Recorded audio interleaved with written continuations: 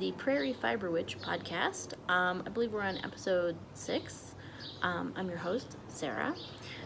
You can find me on Ravelry as Jane Mumbles and on Instagram as Prairie Fibre Witch. I'd like to welcome anybody new checking out the podcast and any returning viewers, if I have that many. Thanks for checking me out. This is a podcast about making things by hand, mostly knitting, but other crafts too. And this week I have some weaving to show you.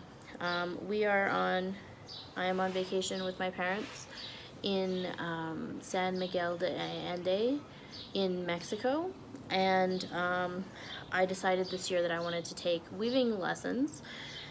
This is traditional Mexican weaving, learning how to weave a traditional rug.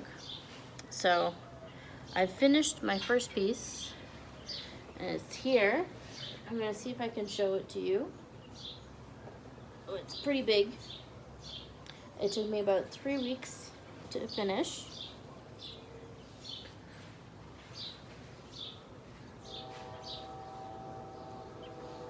And I've really enjoyed the learning process of learning how to weave this rug.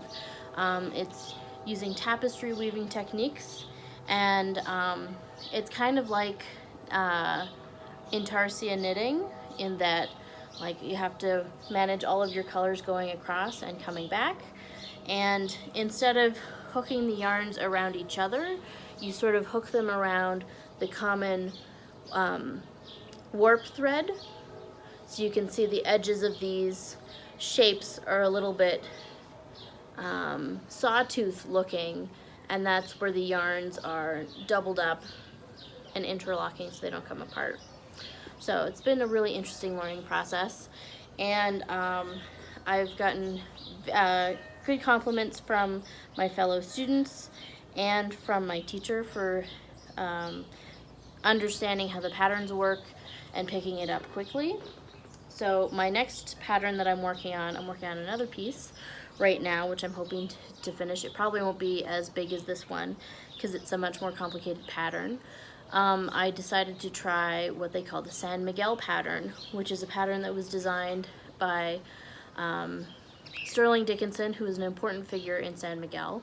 And yeah, it's more complicated in that every single row is different from the row before it, and you really have to take into consideration how the yarns are relating to each other to know what you need to do next. And I'll insert a picture of what the rug that I'm currently working on looks like, and I'm really enjoying it, especially because, yes, it involves hexagons, which I am a fan of.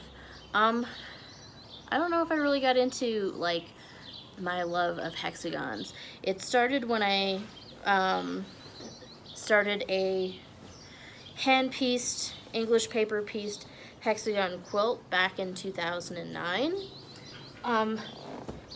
when I was on stress leave. I didn't really have a mind for knitting at that time, but cutting out hexagons and stitching them together by hand was about the right kind of speed for me. And once I started making that quilt, I started seeing hexagons everywhere. Hexagon tiles, hexagon motifs, hexagon shelving, interlocking, hexagon wall tiles. Yeah, hexagon's one of those magical shapes that can interlock with itself and make a repeating pattern.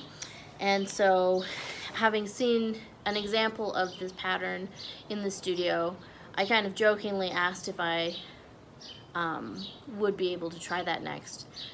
And my professor was like, it won't be a big piece, but yes, you could probably try it. And yeah, it's been an interesting learning experience, and still really enjoying the weaving. And I plan to, once I go home, connect with the Edmonton Weavers Guild and see about taking some more lessons and maybe even get a loom at some point. So that's my weaving. I'm just gonna leave this here because I'm really proud of it. Even though if you look closely, there are some skipped threads, and there are some mistakes, and the sides are generally okay, but they're not perfect.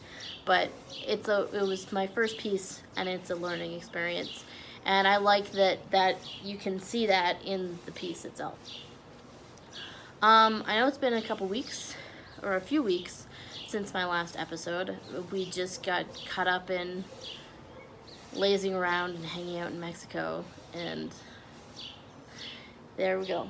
I'll try to be a little bit more consistent in the future. Other things that I finished since my last podcast were these monkey socks that I was making for my mom. And no, I didn't bring sock blockers with me either. And the monkeys don't present well when they're not on a foot. But these are finished. They're not perfect, but you can kind of tell that the toes are a little different on one sock to the other.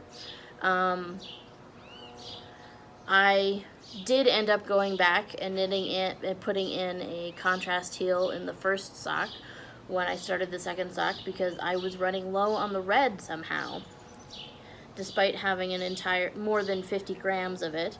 I think it's because my mom wanted such long legs that there just wasn't quite enough. And so when I got to the toe on the second sock, despite having a little bit more saving from the heel on the first sock, I ended up with not quite enough to do a final repeat of the pattern. So the last repeat has been done in the blue and extending the toe by, what's that, about a half an inch. But when they're together and on the foot, you don't notice so much, and that's the part that'll be in a shoe, so you won't really see it. I told my mom I'm done knitting these socks, and I'm not going back and fixing the legs so that I have enough to make it really match. This is as good as it's gonna be. And she's fine with that. And sometimes knitting works out like that, where you end up with a little bit of color blocking that you didn't intend. And that's okay. Not submitting these for any kinds of prizes. So this is the Monkey Socks by Cookie A, which is available on Knitty as a free pattern, or in her book, Love Sock Wool, I believe it's called, which I got a copy of as a Christmas present many years ago. The yarn that I used was Sisu solids in red. The specific color number will be in the show notes. And then the contrast blue is Handmaiden Casbah in Denim, which is really nice. And I totally have enough to make another pair of socks out of these. So that's the monkeys. Another thing that I finished recently was my Felix sweater. And is that the front? That's the only, I think I need to put a little bit of ribbon or something in here so that I can mark which side is the front and which side is the back, because I can't quite, it's not super obvious when you first pick up the sweater. And I'm kind of, this last week, I was glad to have this sweater be done, because we had some cool air, and it was nice to, so I wore it the other day, and it was quite cozy and a little prickly around the neck, but I think I'll get used to that. And this is made out of Ístex Plötulopi in I think the sea green heather. I got these balls unmarked, so I'm not sure of the color number, but having looked at other colors online, that seems to be the right color, and it just does not photograph well. It's this beautiful blue-green with heathered bits of like a rusty orange, just very slightly heathered with that, and it just makes this really lovely color in person. This was a fun and fast knit, and I really enjoyed the increases that this pattern is sort of known for. That along the increases you have these eyelets, the eyelet increases, which I found quite memorizable. And I think my gauge was maybe off by about a stitch, but it's still oversized on me, and I enjoy the fit of it. It's nice over one of my linen dresses that I made recently. So, and that's the Felix Sweater by Amy Christoffers. I know it's a pattern that's been going around as being popular, and it's been pointed out that it doesn't have the best size range. I admit I did not pay attention to that when I was buying the pattern. I didn't even really look to see that it had my size, but I'm happy that it worked out. Yeah. Maybe something to take into consideration when I look at her patterns in the future. And so because I finished some things, I let myself cast some new things on. One of which is a sweater that I've been really anxious to get started since I first saw it being knit on Skeindeer's podcast last spring, and I eagerly awaited this pattern for months and months and bought it as soon as it came out. And it kind of just looks like a blob at the moment, a top-down blob, and it is the Icelandic sweater by Skeindeer Knits. And I really like, which is sort of it's a Scandinavian fisherman style sweater, and I really like the simple geometric design of it and the boxy fit, and it will have striped ribbing at the neck, cuffs, and hem, which I think will just be great. And I looked in my stash for several different things to try and see if I had enough yarn. I didn't quite have enough of the original yarn that I was thinking of using, but I have had this Dale of Norway Baby Ull in my stash for many years. It is a superwash yarn, which is why I haven't cut my Ístex open at all yet. It needs to be stitched down before I can do that.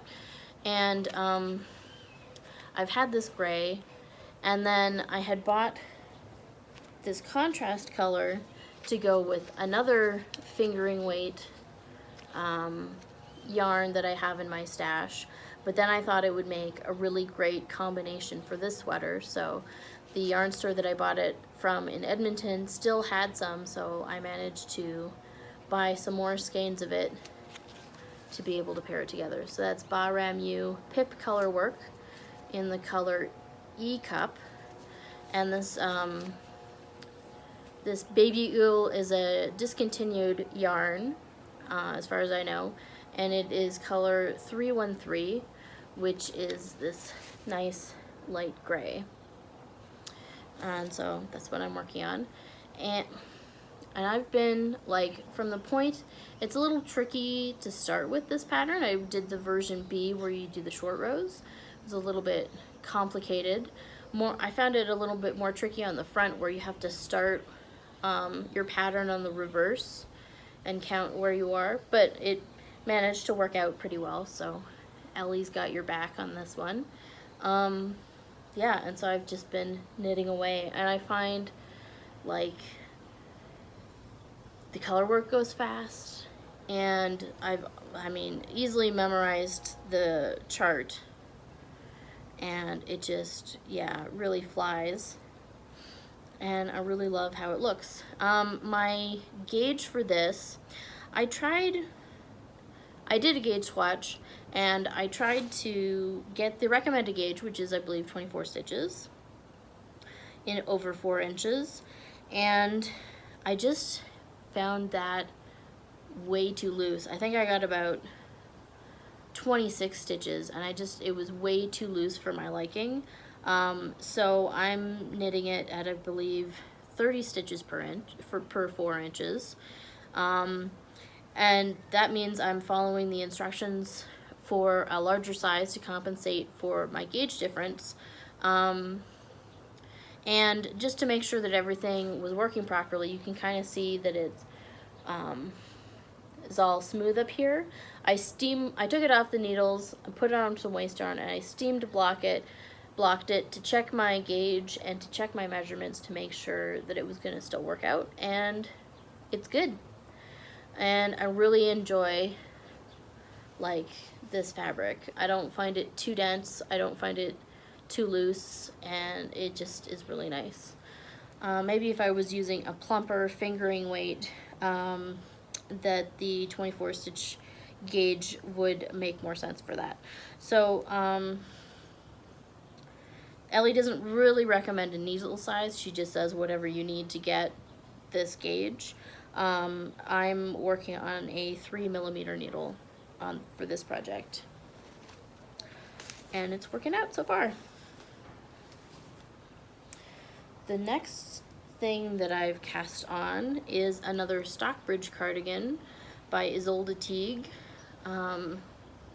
which is a sort of classic staple woman's cardigan.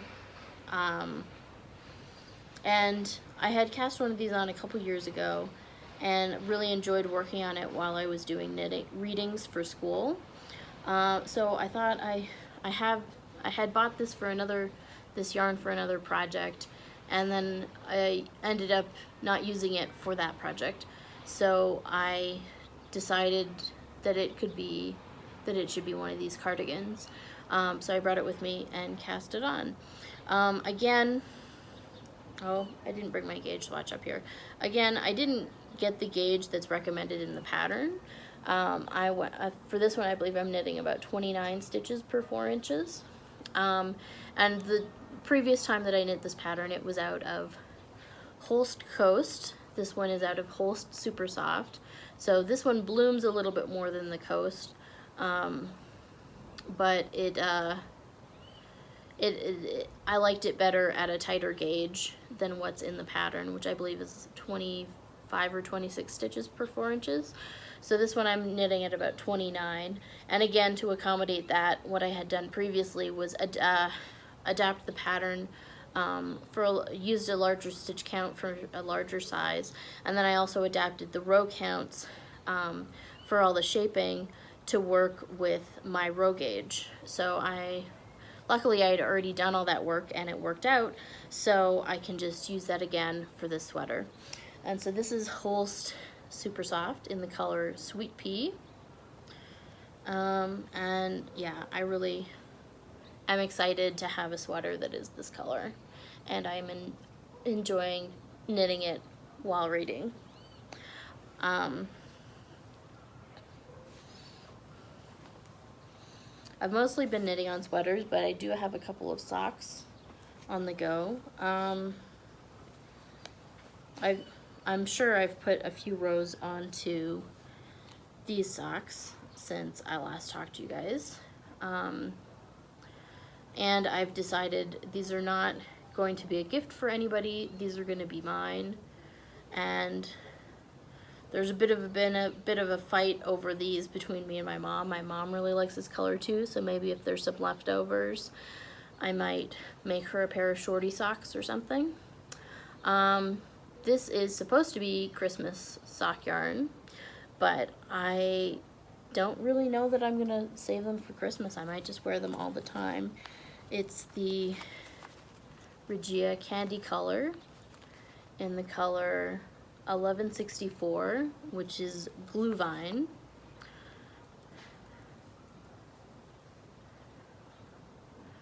And yeah, I'm still on the first sock, but I've just not been in sock mood at the moment. They'll get finished at some point. And then the last, and those are on a 2mm needle. And the last pair of socks that I'm knitting, I've just made it past the ribbing and just started the pattern, that you can see there. These are the Lollipop wood socks by, I'm gonna have to, Virginia, let me look it up here. Virginia Sattler-Reimer, and I'm knitting these out of Hello Yarn Super Merino sock in wove, and these are, my mom requested some red socks and she picked out this pattern herself, so it's going to have these little cables interspersed with this little pearl bump pattern for the top of the sock. So I just not been in a sock mood, so that's why these are so small still.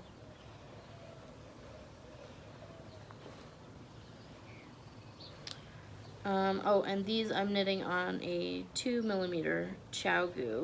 I did have a bit of a needle emergency when I was working on my my new Stockbridge cardigan. I was knitting these, when I was knitting the ribbing, I was knitting on a 2.25mm wooden needle, and it just snapped halfway through a row, and I was really bummed, but luckily I had brought some backup needles, planning to knit more socks and things. I had another pair of 2.25 metal needles that I could switch them out for. I'm now back onto a 2.5mm wooden needle, so I'm just trying to be a little bit more careful. This has become sort of a yearly occurrence where I break a needle and then try and get my dad to fix it for me so that I can keep going on my project. Yeah. This, I'm not sure how successful this repair was compared to last year's. Last year's it had broken right at the join, so he was able to drill it out a little bit and just make the needle a little bit shorter, and that seemed to work very well. This other one was sort of the needle had kind of split, so he tried to put in a pin to be able to make it join in better, but it still seems quite weak, so I'm keeping those just as a backup pair in case of emergency.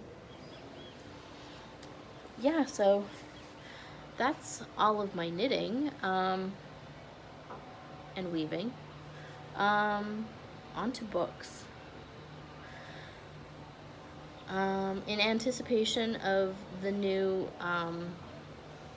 series based on the book, I read Little Fires Everywhere by Celeste Ng, which was very interesting. I really enjoyed it, and it's set in this community outside of, I always want to say Cincinnati, but I think it's Cleveland, Ohio, which was the first planned community in the United States. And as it turns out, right when I started the book, one of the neighbors on the street that we're staying, was talking with somebody, and it turned out that both of them had grown up in Shaker Heights, which I thought was kind of a funny coincidence, and I just happened to be reading about Shaker Heights, a community I'd never really heard about before. Yeah, I really enjoyed the interactions between the two families, and how it was very interesting how intertwined they became, and like that both families have ended up having such a strong influence on each other that is certain to be long lasting. Yeah, so I read that book. I've also picked up again The Golden Thread, which I had started as a library book, and then I ended up buying a copy to bring with me because I really enjoyed it and I thought it would be good. I'm really enjoying how the book is structured. Like, we start with early fabrics and what we know about them, and then it moves into linen and Egypt and linen, and then China and silk, and then Vikings and wool. And that chapter, the Vikings and wool chapter, was one that I made my dad read again because he likes ships, and I had previously shown him another book that had information on how Vikings built their ships. So I thought he would get a kick out of hearing about how the sails and the detail about how the warp and the weft threads were spun differently from different parts of the fleece to be able to create a strong sail. I thought that was, yeah, very interesting. And then they would fold the sail after it was woven to further make it catch the wind. And then there was another, I can't remember the term for it, but they have a specific term for like a waterproofing layer that they would do, so soaking it in fish oil or something like that, to be able to really make it water and airtight so that it would be an excellent sail. So yeah, I really enjoyed that level of detail. I've kind of been dipping in and out of that one while reading some other fiction books. The other book that I started reading based on a recommendation from the M to the Third Slack channel is this book. I don't know that I can show you just the cover, but here we are. A Little Life, which I got out of my library. It was a finalist for the Man Booker Prize, and it's interesting. I'm not too far into it, but it sort of follows a number of young men trying to make their way in New York that were all a group of friends that went to university together.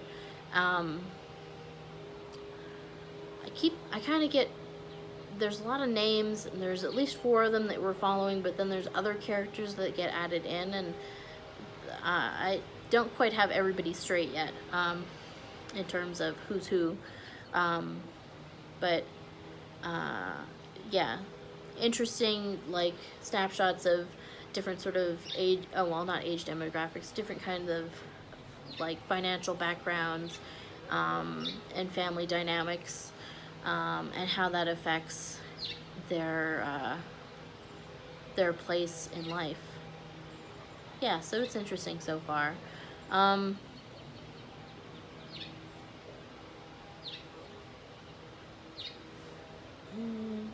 Is that about, I think that's about it.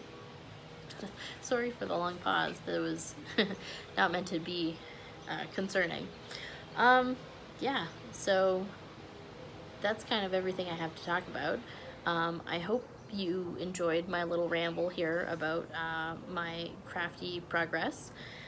And if you do, feel free to throw me a thumbs up or subscribe, and I'll see you next time. Thanks so much for watching.